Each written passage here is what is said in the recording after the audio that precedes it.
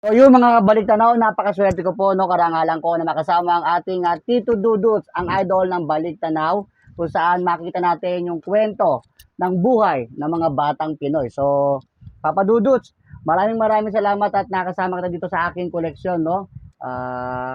Maraming salamat din, Sir Louie Serrano. At talagang nakaka-overwhelm na makita ulit yung mga laruan na kinagis na natin nung mga bata pa tayo, na hindi mo na talaga siya makikita ngayon. Nakakatuwa kasi may mga katulad mo na nagko-collect ng mga ganito. As literal na binabalik tayo sa pagkabata natin. Yes, opo. So, Ayan. yun, ang dami. Actually, para akong talagang literal na bumalik ako sa nakaraan dahil sa mga collection mo. Nakakatuwa.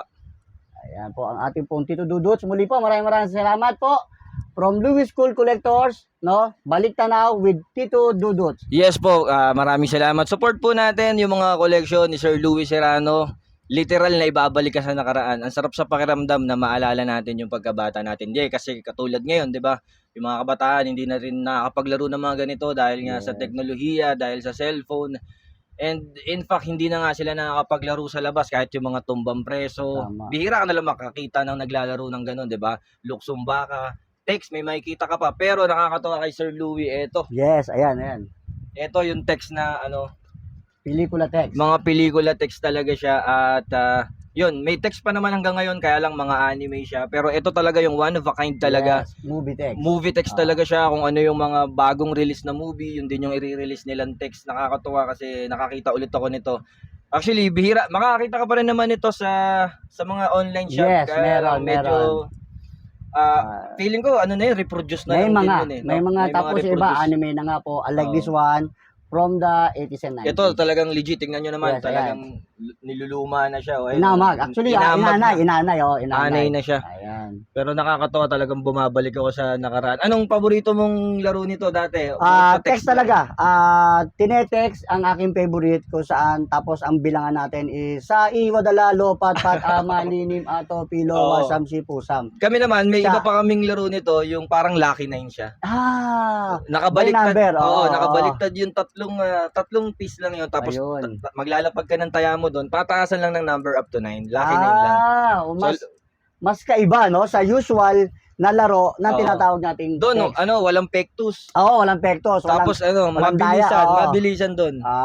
Tapos minsan, text money. Di ba? Yes, text money. Nakakatuwa. Ayan.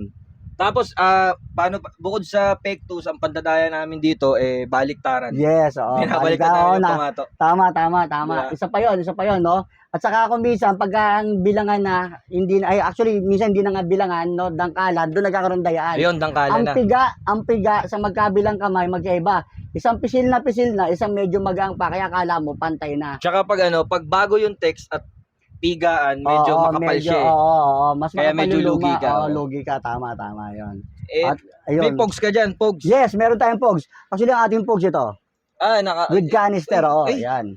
Pangmayaman to Ayan, meron tayong pogs. Meron din tayong pogs na Coke Edition. Solid. Ayan. Grabe, ang gaganda, good quality pa to.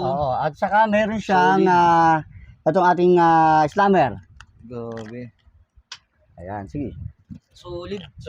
Ayan. Very good condition. Ito ba binibenta mo, Sir Louie? Personal collection ko yan. Pero meron tayong mga tropa, no, na mabibilhan niya. Ayun. Pwede na to kay Boss Toyo.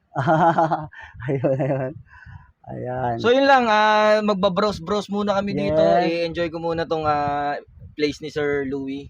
Maraming salamat ulit sa inyong lahat. Ayan. Support nyo po yung mga small content creator na katulad namin. Ayan.